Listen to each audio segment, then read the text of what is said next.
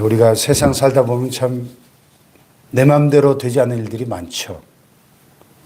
특히 이제 우리 연배쯤 되면은 인생의 산전수전 다 겪으면서 내 힘으로 안 되는구나. 뼈저리게 느낄 때가 한두 번이 아닙니다. 건강 문제도 그렇고 무엇보다 자식 농사 참 내 마음대로 잘 안 되죠. 오늘 본문에 보니까 그런 꽉 막힌 현실의 벽 앞에서 절망하고 있는 한 아버지가 등장합니다. 어제 본문에서 우리가 예수님께서 제자들과 함께 변화산상에서 천국을 경험했지 않습니까? 황홀한 체험이죠. 예수님께서 호련히 그 천상의 영광 가운데 변형되시는 놀라운 체험을 합니다. 근데 산 아래의 현실은 어떻습니까? 오늘 본문에 보니까 귀신이 들려가지고 불에도 뛰어들고 막 물에도 뛰어드는 이 불쌍한 아들. 그리고 그 아들을 어찌하든지 고쳐보려고 애를 쓰고 몸부림치는 이 가련한 아버지. 그리고 그거를 또 어떻게 해결해 보려고 식은땀을 뻘뻘 흘리지만 아무런 능력을 발휘하지 못해가지고 쩔쩔매고 있는 이 제자들의 안타까운 모습. 그것이 바로 우리가 지금 살아가고 있는 이 지지고 볶는 삶의 현장이죠. 산 아래의 현실입니다. 저 산 위는 천국인데 산 아래는 참. 그래서 오늘 예수님께서는 이 어지러운 현실 속에서 살아가는 저와 여러분에게 두 가지 아주 중요한 영적 무기를 오늘 본문에 쥐어주십니다.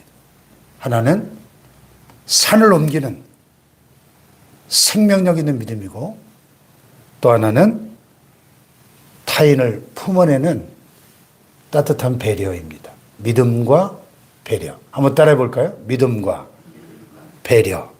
믿음과 배려라는 두 개의 무기를 우리 손에 쥐어주십니다.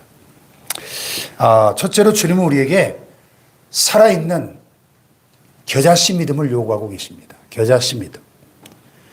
자, 여기 본문에 이 아버지가 제자들 찾아와가지고 지금 내 이 귀신 들린 아들 고쳐달라고 간청을 했는데 이 제자들이 어떻게 했어요? 내가 주의 제자들에게 데리고 와서나 능히 고치지 못하더이다. 야, 참, 이 가슴 찔리는 장면이에요. 왜냐하면 이 남 얘기 같지 않거든요.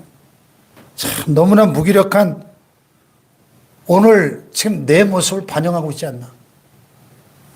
내가 주의 제자들에게 데리고 왔는데 능히 고치지 못하더이다. 오늘 무기력한 많은 현대교회와 성도들의 모습 아닌가요? 그 나중에 제자들이 조용히 와서 묻죠. 왜 우리는 안 되죠? 우리는 어찌하여 쫓아내지 못하였나이까? 네. 이때 예수님께서 20절에 아주 유명한 말씀을 하시죠. 20절 시작. 이르시되 너희 믿음이 작은 까닭이니라. 진실로 너에게 이르노니 만일 너에게 믿음이 겨자씨 하늘 만큼만 있어도 이 산을 명하여 여기서 저기로 옮겨지라 하면 옮겨질 것이요 또 너희가 못할 것이 없으리라. 아멘. 네.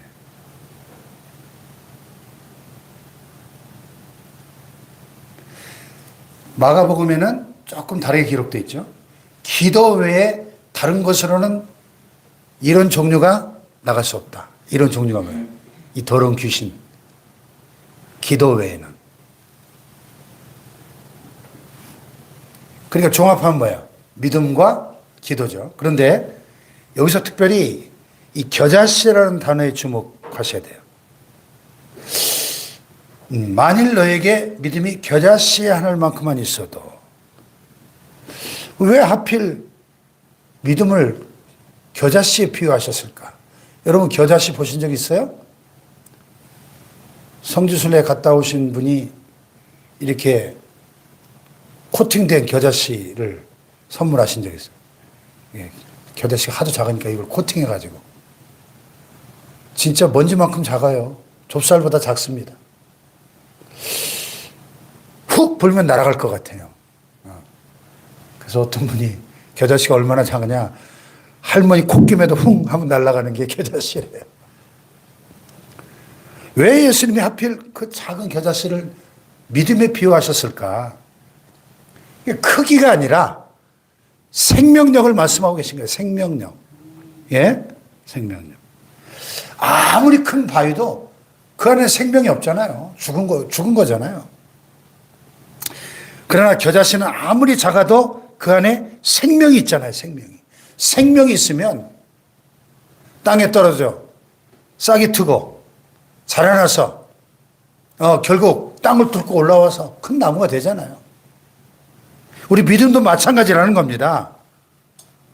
뭐 내가 교회에서 뭐 장로가 되고 권사가 되고 무슨 직분을 가졌느냐, 또 교회 생활 얼마나 많이 했느냐, 내가 성경을 뭐 얼마나 많이 알고 있느냐, 이런 껍데기의 크기가 중요한 게 아니고 내 안에 지금 살아서 역사하고 계시는 예수 그리스도의 그 생명이 있느냐, 예수 그리스도와 연결된 그 생명력 있는 믿음이 있느냐, 이게 중요하다는 거죠. 할렐루야. 살아있는 믿음이냐, 살아 역사하는 믿음이냐. 진짜 믿음은요, 데살로니가 교회를 칭찬하면서 바울이 그랬죠. 너희 믿음의 역사와 사랑의 수고와 소망의 인내를 기억한다. 그래서 믿음에는 역사가 나타나요. 살아있기 때문에. 아멘. 오늘 생명의 삶에 보면 몽블랑 이야기, 몽블랑 많이 들어봤죠? 몽블랑. 프랑스와 이탈리아 국경 사이에 있는 알프스 산맥의 최고봉이에요. 4,700m인가? 근데 그 최고봉 바로 밑에 에귀디 미디라고 하는 해발 3,842m의 아주 깎아지는 절벽 봉우리가 있대요. 아주 지상 최고의 절경인데, 백두산보다 한 1,000m가 높으니까. 근데 그 꼭대기 그 높은 데까지 케이블카가 연결되어 있답니다. 제가 안 가봤지만. 그 험난한 곳에도 어떻게 케이블카를 놨을까? 1905년에 이 계획이 처음 나왔을 때 다들 미쳤다고 했답니다. 1차 대전, 2차 세계대전이 2번이나 터지면서 공사도 중단됐고요. 근데 한 청년이 거기를 올라가 보니까 이 기가 막힌 거예요. 막 이 경치가 완전 천상의 절경인 겁니다. 그래서 아무것도 없는 그 험산지대에다가 케이블카를 놔서 노약자들이나 장애인들까지도 좀 올라와서 이 경치를 좀 누리면 좋겠다 하는 꿈을 가지고 그 꿈을 포기하지 않았습니다. 모두가 안 된다, 불가능하다 하면서 무를 이야기할 때 그 청년은 유를 본 거죠. 결국 1955년에 완공이 돼가지고 지금까지도 노약자나 장애인도 편안하게 케이블카를 타고 올라와서 그 멋진 알프스의 절경을 감상할 수 있게 되었다 하는 거죠. 이게 바로 믿음의 눈인 거죠. 남들은 다 캄캄한 밤을 볼 때 믿음의 사람은 그 너머에 별을 보는 겁니다. 여러분, 지금 눈앞에 몽블랑 같은 거대한 문제산이 가로막고 있습니까? 자식 문제, 건강 문제, 재정 문제, 노후 문제. 그 산을 내부로 옮기려니까 죽겠는 거죠. 그런데 오늘 예수님 말씀하시는 거예요. 만일 너에게 믿음이 겨자씨 하늘만큼만 있어도 이 산을 명하여 여기서 저기로 옮겨지라 하면 옮겨질 것이요, 또 너희가 못할 것이 없으리라. 할렐루야. 겨자씨처럼 작아도 살아있는 믿음을 가지고 기도하라는 거예요. 마가복음 9장에서 기도 외에 다른 것으로는 이런 종류가 나갈 수 없느니라. 자, 겨자씨 하나만한 믿음이, 여러분, 믿음이 언제 생기죠? 우리가 말씀을 들을 때, 또 기도할 때 믿음이 생기죠? 예. 기도하지 않고 믿음 좋은 사람을 제가 본 적이 없어요. 기도해야 믿음이 정말 겨자씨만큼 작아도 살아있는 생명력 있는 믿음으로 뭔가를 이뤄내더라는 거예요. 그 살아있는 믿음이. 아멘. 믿음의 기도만이 하나님의 능력을 내 삶으로 이끌어오는 케이블카다. 오늘 주님 그렇게 말씀하고 계신 거예요. 아멘. 겨자씨만 합니다. 생명력 있는 믿음을 갖게 되시기를 주님의 이름으로 축복합니다. 또 하나는 타인을 향한 배려의 지혜를 주님은 우리에게 보여주고 계십니다. 자, 여기 본문 뒷부분에 24절, 27절에 보면 재미있는 장면이 나와요. 예수님의 일행이 가버나움에 도착을 했는데 성전세를 걷는 사람들이 베드로에게 야, 너희 선생은 성전세 안 내냐? 반세겔. 이 세겔은 당시에 그 은화거든, 은화. 그게 큰 돈이죠. 반세겔을 당시 유대 모든 성인 남자들은 1년에 한 번씩 반세겔의 성전세를 의무적으로 내야 했는데, 근데 여러분 생각해 보세요. 성전이 뭐죠? 하나님의 집입니다. 그러면 예수님은 누구시죠? 하나님의 아들이시죠. 그럼 아들이 자기 아버지 집에 가는데 세금을 내는 법이 세상에 어디 있어요? 예? 그 예수님 물으셨어요.